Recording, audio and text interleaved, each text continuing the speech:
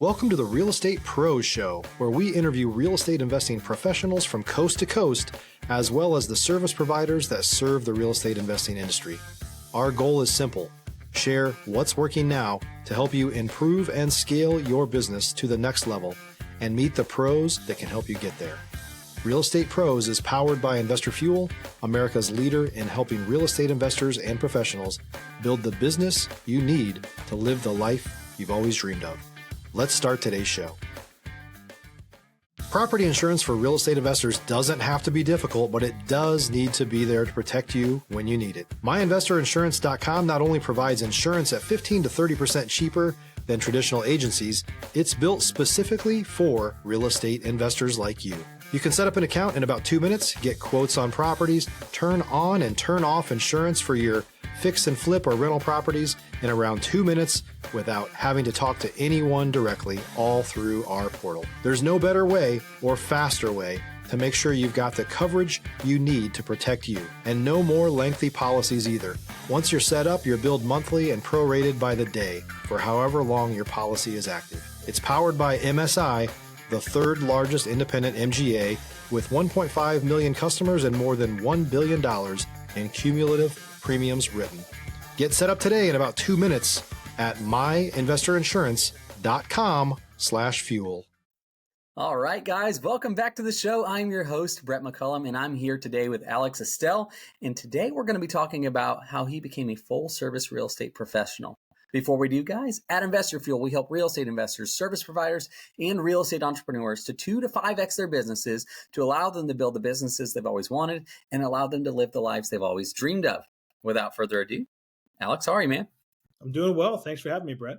Dude, I'm excited, man. We got to catch up a little bit pre-show there, get to know each other a little bit. And guys, full disclosure, you're probably listening to this and not watching, but if you were, you would see that I am wearing all my Gator attire, as I live here in Gainesville, Florida. And my friend Alex over here is in Maryland. And today, as of this recording, is the Sweet 16 in the March Madness tournament, and Florida is playing Maryland. And Alex, I have got to tell you, before we ever say anything else, I'm having to put all of my feelings aside for this show because I hope you lose miserably. Listen, I feel the same way in reverse. Maryland has the best starting five in the country. So if our starting five shows up tonight, we're going to be playing on Saturday, and you guys will be hitting the bars in Gainesville. Yeah, I might be crying a little bit, right? Yeah, that's But I mean, I never, as a lifelong Gator, and like I said, this is hometown.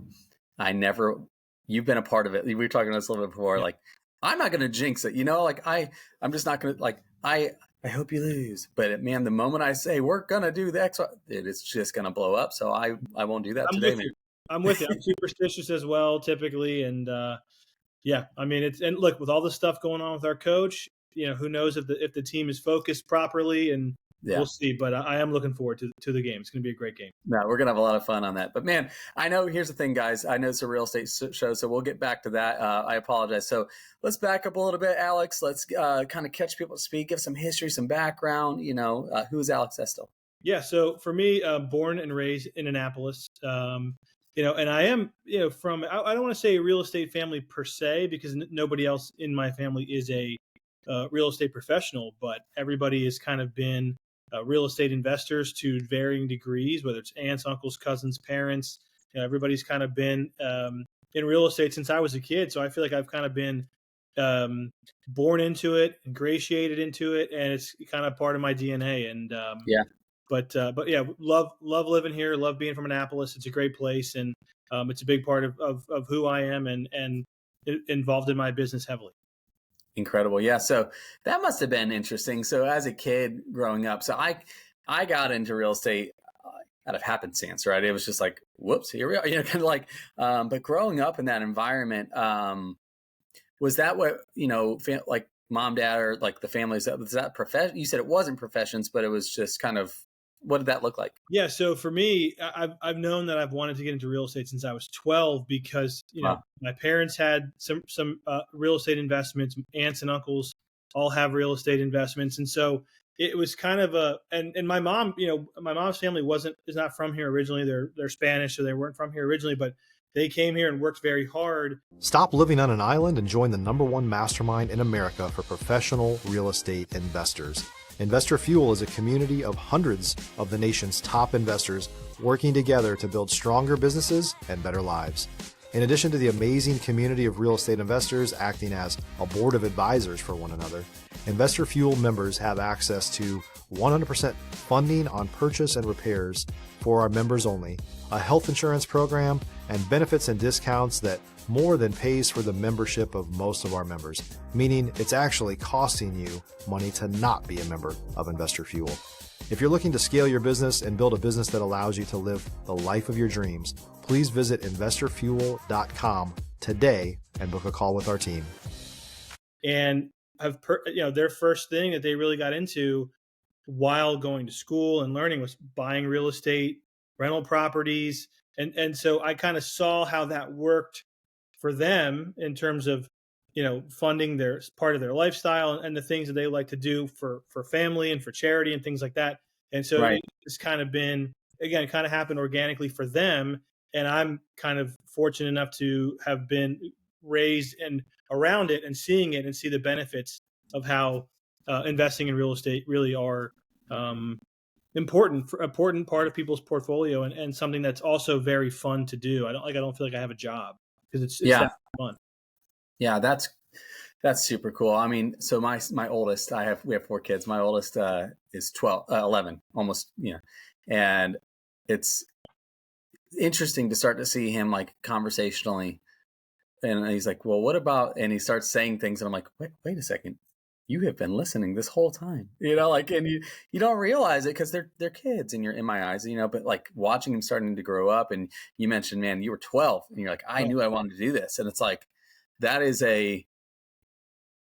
almost this like, oh crap moment in my head of like, am I intentional enough with my kids even at this age? Because like, you know what I mean? Like and I do try to stay together with that, but it's interesting you said that, man, because it just makes it real. It's like, dang, he's almost there.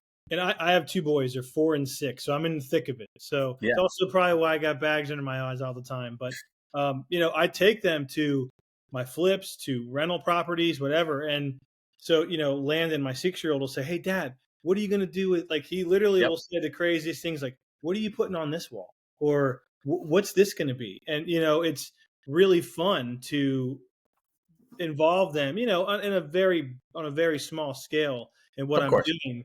But you start to see things like resonate with them. And it's been really fun. Yeah. We, so I'm with you too. He's my oldest. We have 4. It's 11, 8, 6. Yeah, 11, 8, 6, and 2.5. Okay. I also probably look like I'm half You're asleep. In the thick of it too, then. Just we are. Yeah, we have a lot going on similar. So what's funny is in my kids, we're driving down the road and you'll start like now my 6-year-old, Daddy, did you see that house? I'm like, what? Actually, and they start pointing out like I'm teaching them how to like, this would be a house that Daddy would normally look at. This would be a house that and I just start, and now they're starting to naturally just start picking them out as we're driving. It's like, oh man, they're catching it a little bit. Yeah, and the funny thing is, like, my kids, especially Landon, will say, like, "Hey, Dad, can we buy that?" I'm like, "Yep, just like that." You think it's just, just like that? So, it's a little bit funny, the things that they say, especially at certain ages. But I think it's important. I'm making sure that they're growing up involved in, my business to whatever extent, is appropriate for the age that they are. So that way they are exposed to it and can decide if that's something they want to do or not. Yeah, but to that end, I think that I was talking with somebody else a couple of weeks ago, and he made a comment, and he was talking about like as our kids will say things like, "Daddy, can you just buy that house?" But there's a part of it I think that why not? Sometimes that we need to get to like this like a kid, right? Obviously, you have to, there's right. You got to do all the things, but it's like I think we talk ourselves out of so many things just because we couldn't do that. Well, why not? And kids don't think that. Of course, you can do anything, you know, which is cool. I mean, you're right. There is, I think part of getting into this business in general, you have to have some of that. Like, why can't I start this? Why can't I get into this? Why can't? And that's, I think the biggest obstacle for people is is the walls they put up in their own mind as why they can or can't do something before they've even. If you're looking for consistent, high-quality leads, look no further than Investor Machine. Investor Machine isn't just another agency. It's the most sophisticated, data-driven lead generation company on the planet for real estate investors, and serves the role of being not just a lead generator for your business, but a marketing partner that is helping you achieve your goals along the way. Go to investormachine.com to learn more and schedule a call with our team today.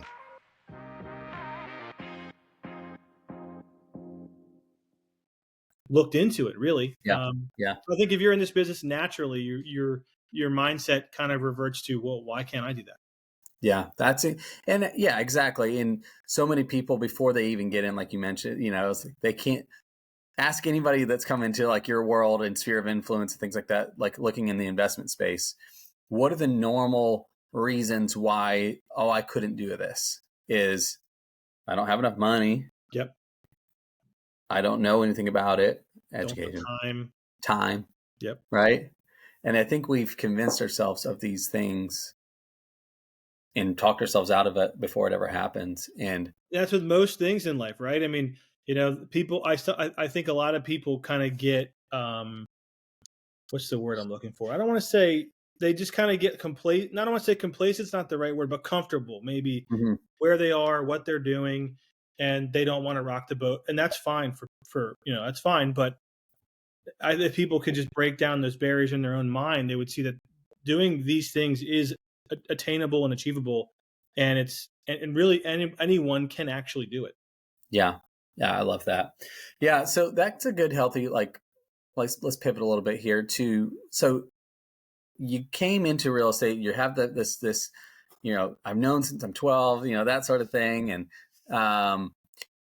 when did you start dipping your toe in the water? Like for real? Like, was it in the realtor space? Was it in the investor space? Like, where was the first true dip in the water? So for me, it was the realtor space to get to the investor space, right? Because I started taking the licensing classes my second to last semester at Maryland. So this would have been 2009. I got licensed my last semester at Maryland. I was 21 years old. I think we talked about pre-show. The market had already kind of bottomed out and was at the very bottom. People in my own family were somewhat questioning me getting into real estate as a 21-year-old in 2010. But it was kind of to become a realtor, get licensed, kind of get my foot in the door, see how investors are finding deals, what they're doing, how they're doing it, how they're funding it. I kind of had a preconceived notion of what that looked like, but I'm fully aware that there's more than one way to skin a cat. So that was kind of my first step, was become a realtor. And then in 2012 was my first foray into real estate investing. Got it. Yeah. I mean, it's interesting. Again, like, it was the intentional aspect of it. You've known this is what the path is. This is what I'm going to do, It was scary. I mean, 21 years old, just out of college. My parents, they were, thank God they paid for my school. But, you're 21, you now have no, W-2 income. You have no clients, no nothing, and you're just starting in the worst real estate market there is. It was a terrible time to be a realtor, but it was a great time to be an investor. And because I had worked, all throughout college, I worked at Nordstrom and other places. I had close to $70,000 saved up when I graduated college, and was able to use that to fund my first flip, which was 2012. Wow. I would not have been able to do that if I was in the market today. Yeah. Meet another 21-year-old that saved, $5, right? Like, come on, like that's incredible. I give the credit to my parents for being able to pay for my school. Without that, I probably would have had student debt like a lot of folks. Sure. But they also did teach, if you want things, you have to work for them, even though they were in a position of strength, let's say, financially. They nobody gives this to you. You have to. Yeah, you have to go work. And and I also, people, again, going back to my family, even was like, why are you getting into real estate in 2010? It's really terrible. It was a bad time to sell the real estate, but it was you have to kind of take advantage of the situation that you're in. It does, you really can't help that it's a bad market, but it was a fantastic time. If you're a new or newer real estate investor looking to launch or grow your real estate investing business, please check out Investor Fuel Club. It's a coaching community, but unlike anything you've ever seen before. And you can actually partner with members of our mastermind from coast to coast on deals right in your market. There's no better opportunity to build a consistent business than to literally partner with pros to help you avoid costly mistakes, avoid the need for capital to do deals, and help you eliminate your fears as you're starting your business. Learn more about Investor Fuel Club at investorfuel.com/club. To be an investor, because I could afford things that I couldn't have in 2020 or 2021 or 2018 when prices were too high. So, I was able to take advantage of the fact that we were in a depressed market, and that kind of got the ball rolling. Let me ask your opinion of this, because something when I'm talking with students or things like that, when we're talking in today's market, right? Like we know it's a little bit more depending on where you're at locally. It might, days on market here in Gainesville, it's rough. It's days on market are long, in the surrounding areas and the Tampas and the bigger markets, stuff like that. It's tough. And especially people in the investing world, a lot of people want to jump in and they get in like the wholesale space, or they get in in deals just in general seem to be harder to come by. No question. Here's my question. Yeah. So you're agreeing thus far. This is my theory. I want to know your thoughts on it. Okay. You got in this depressed market when you got in. I'm not necessarily saying it's a depressed market, but I think when we look back on this 10 years from now, we're going to be like, that was weird. I really believe that we're going to look back on this like this was a weird season. In that 2008 space, I hold this conviction of, I think this is not just as an investment, just in real estate as a whole, this is the best time to get in. And my reason for that, here's the question, is I believe that you can make it work in any market. And if you can prove yourself you can make it work here, there's nothing you can't do in real estate. Yeah. I would agree with that. People are not like, now I'm a little bit, we're kind of insulated here. I'm just outside of Washington. So, Washington, D.C. So days on the market are still pretty low. Inventory is still pretty low, but I know it's not that way in the rest of the country. But I can tell you there's not as many buyers out there. Mm-hmm. So there's less competition. People are having to occasionally do price reductions. Like, for example, I'm under contract on an apartment building right now in North Carolina. Most people are not signing up to buy things because interest rates are high, because they're unsure of the market. So you can find, and I got a great deal on this. Got a great deal on this building, but it's because I think people are afraid of the market that we're in and of where we're heading. But like you said, if there's opportunities here, and I do think it's a good time to be in. You can find the deals if you're willing to look for them. Yeah, I mean, they're in every market, right? And so a lot of the people that have gone before us, Alex, right? The OGs, if you want to call them that, they're like, well, I was buying real estate in the 80s, and interest rates were at 18%, and I made it work. Yeah, I'm like, there's a way. It's like it's the old adage rather, where there's a will, there's a way. Sure. And, no question. Yeah, I just tell people, because to me, there's so many people like, today is just not the time to do it. I'm like, then when is? Right. And you have to find, and but you also have to be willing to know when the deal doesn't work, right? And so, for sure. Even in a good market, bad market, whatever, to do a deal just for the sake of doing a deal doesn't make sense. But I think if you look at enough and you kind of examine enough, you'll find deals that make sense. You're like, wow, this actually does make sense. I can do this. This does work well. And, I think you just have to be mindful of that and aware that, just because the media and the public and everybody's saying it's terrible, it's terrible, it's terrible, doesn't mean there's not something out there for you. I love that. So today, business, like, what does it look like? What do you like? What are the things? Because we mentioned at the top of the show, like, the full service aspect of what you do as a realtor. It's not just a realtor. It's not just an investor. It's you kind of highest and best use of each opportunity. But how does that look for you in day-to-day life? Yeah. So for me, no matter what I'm doing, if I have my investor hat on or my realtor hat on, because I do work with a lot of clients, and I finished ninth in my office in sales last year, despite not really, I don't look for active new clients because I've been doing it for so long. Everything's kind of organic. They're my past clients, my sphere of influence, the people I stay in touch with. That's kind of how I grow my business. But you know, when I'm in that space, the realtor space, people will say, I really like this house, but I think the kitchen's going to be 40 grand. And I'm like, no, no, no, no, no. I just did one on Maytime Drive, one zip code over, and I spent 15,000 on the kitchen. Like, and I'm like, oh, well, and if you do that, by the way, this house isn't going to be worth $600,000. It'll be worth, 660 or something, so to me, they complement each other so well. And to me, that's one of the reasons why I'm in the top 300 realtors in my region in terms of sales volume, is because I feel like my clients and the people that I work with and know and communicate with know that I'm well-rounded enough that I can help them buy a house. I can help them invest in a property. I can help them not invest. Like I had somebody text me yesterday wanting to get a condo. I'm like, the numbers don't work for this one, and I would not recommend you do it. Right. Because I can do both, and I do both. That really helps me out in both of those endeavors. I mean, I know it sounds simple, but No, I couldn't agree more. I think we talked about this too. I think realtors have the most opportunity than anybody. Like, I mean, heck, guys, if you're in just, I mean, and by the way, I'm not a realtor. So when I'm on the outside looking into this, I'm like, dude, Alex, you guys have the most opportunity. No question.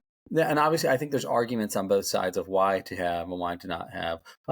There are, okay. And you can make a case for either one, but I can strongly make the case for realtors have the best opportunity on the planet. Like, what are your thoughts? I agree with that. I mean, if you're doing your job, if you're a realtor and you're doing your job, you're looking at listings all day in zip codes that you have clients for, zip codes that you do a lot of business in. You're looking all day. Now, some are on the MLS, some get pulled off the MLS. Obviously for me as an investor, I'm also looking on, with my wholesalers and wholesaler sites and, the auction.coms. I mean, if you're doing your job right, you should be aware of just about every property that's in your area that's for sale. Mm-hmm. And the sooner you see it, the sooner you can act on it. And, my last flip that I did, which we just sold a couple of weeks ago, it was on the market. I made them an offer the first day it came on. They took a higher offer. I didn't get it. The agent never responded to my offer. It was just as if I never existed. Come to find out, like a week or 10 days later, the buyers backed out. They didn't want to do all the work. And she said, hey, listen, is your offer still on the table? And I was like, but it's the same offer. And it was way below the ask, but it was a property that needed work, and they took it. And I ended up making 60 grand on the deal. So, that's because I offered, I saw it come on, I made the offer, I was proactive, and things happen. So realtors 100% have an advantage. Yeah. Why? And I've never understood this. I'll be honest with you. Like, the highest performing realtors I know all say the same thing that you just said, by the way, right? Everybody that is the highest performer, people, like, they're the top 1%, kind of thing. Right. All do this, all of them. But why do you think why is it? I guess there's a 1% for a reason, but like, why do you think realtors don't grab a hold of that vision very often? I think it's a cultural thing for a lot of folks, not just realtors. I think we're conditioned to like have one track minds and like, well, I work for the government, so that's what I do. And or I'm a electrician and that's what I do, or I'm a teacher and that's what I do. Realtors, I don't know why it is. I just feel like they get into the mindset of, well, all I'm supposed to do is work with buyers and work with sellers. Very few of them really grasp the opportunities they have if they were to buy. You just buy and hold something. Just put a renter in there, hold it, for X number of years, or hold it forever. I wish I had a better answer as to why. I think it's just they're not. It is being a realtor. We talked about it a little bit. It is a low barrier to entry. You have to do, depending on the states you're in, 35 hours or whatever of class time, then you can get licensed and affiliate with anybody you want. And I think that the brokerage the brokerages don't have a vested interest in teaching the realtors, oh, you actually can invest and not just work with buyers and sellers, because it doesn't necessarily suit them. They would prefer your focus be working with buyers and working with sellers so that they can get a cut of your commission. But I think if brokerages were more proactive about teaching realtors about investments, they would say, okay, not only are they going to work with buyers and sellers, but they're also going to buy and sell houses themselves, which is going to add 2, 4, 6, 8 transactions a year to what they can do, but also build them a little bit of a nest egg or a little bit of, a portfolio of real estate. So I think the brokerages have a failing that they don't acknowledge, and they don't want their agents to work on things that are counterproductive to them collecting a commission. And I think, realtors need to do a better job of broad, I don't want to say, but like not having all their eggs in one basket. It just makes sense to spread it out if you can. Yeah. Yeah. And I think and you also hear a lot of higher performing realtors say there's a lack of education. There's a lack of education. There's a lack of education. And I'm like, man, if everybody knows this and nothing's being done about it, like that would like make me drive my head against the wall, And I'm like, golly, it's just an interesting thought, that.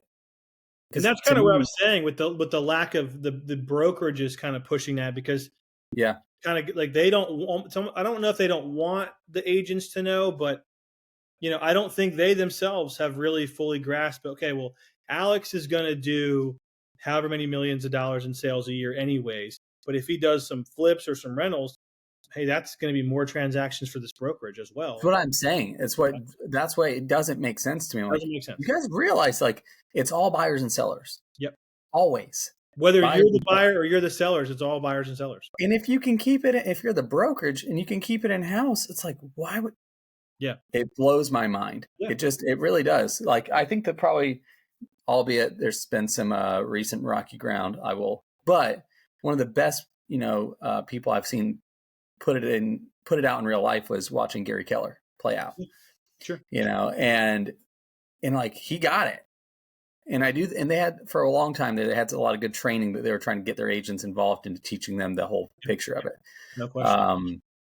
But it's just in general though, I think it's just a big wide open gap.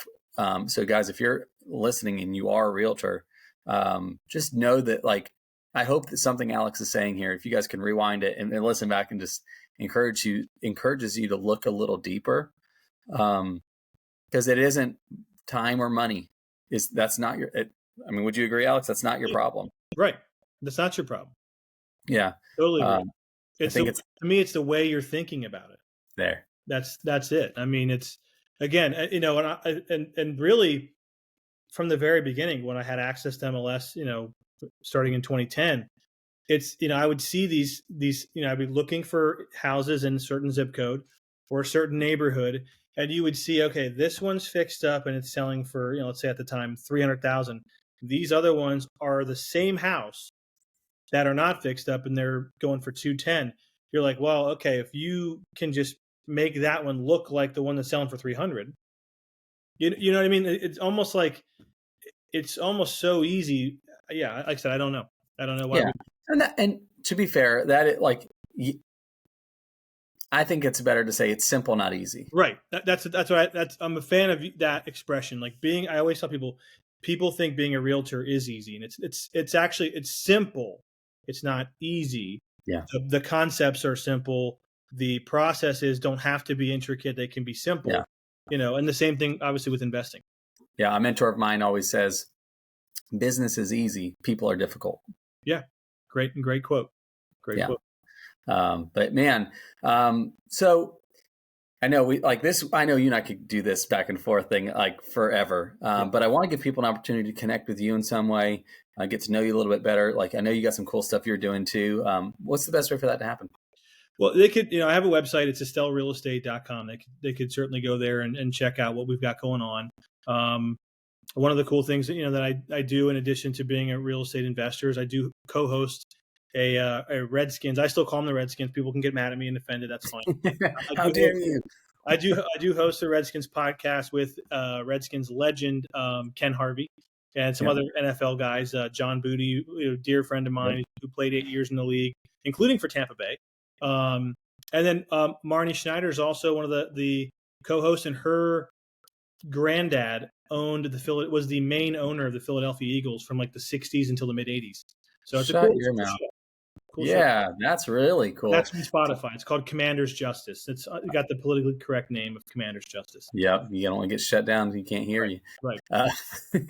Yeah, like guys, like honestly, go check out all that. Connect with Alex. I will say this: he makes terrible choices in his team affiliations that he loves. That's right. But outside of that, Alex is a great guy. Otherwise, I'm fine. Otherwise, I'm a totally cool guy.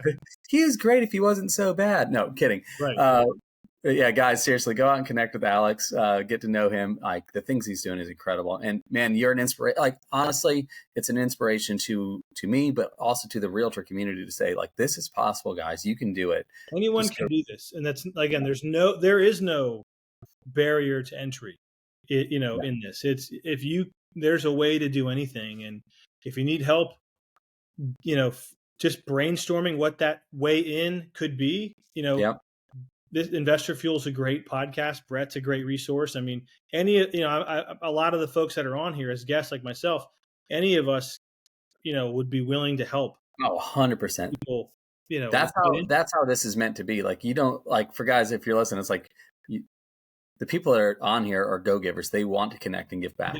No question about it. I mean, and even in my own life, there will be things where I'm like, man, I feel like I have all the pieces and I'm not seeing the puzzle. I'll ask somebody and I'll say, here's the situation. What am I missing? Yeah. And sometimes just explaining it to somebody else, they're like, oh, well, Alex, that's easy. This is the problem, or this is the issue, but here's the solution. I think just sometimes talking about it with people who are already in the space or who aren't as, emotionally involved or attached, no matter what the decision could be, they can see things that sometimes you're so into it that you can't see it. And just sometimes just talking about it helps. Yeah. I mean, Alex, all that information, we're going to make sure we put it in the show notes for everybody to connect with. Okay. And guys, I really encourage you to do that. Go out there, follow Alex, check the podcast out, like and subscribe. All right. As we encourage you to do the same here. But guys, Alex, thanks for being here. And guys, we'll catch you guys on the next episode. Take care, everybody. Thanks, Brett. Thanks for joining us for today's Real Estate Pros Show. You can learn more about the amazing benefits of the Investor Fuel Mastermind community, including surrounding yourself with hundreds of other rock stars, 100% financing for your deals, and members-only discounts from vendors you're likely already using that, as a member of Investor Fuel, will save you more than the cost of your membership. Visit investorfuel.com to learn more. If you're interested in joining us as a guest of this show, please visit investorfuel.com/pros to apply. You can also check the show notes for access to free resources, how to get access to world-class lead generation, and much more. Don't forget to subscribe so you never miss another episode. Have a great day. We'll see you on the next show.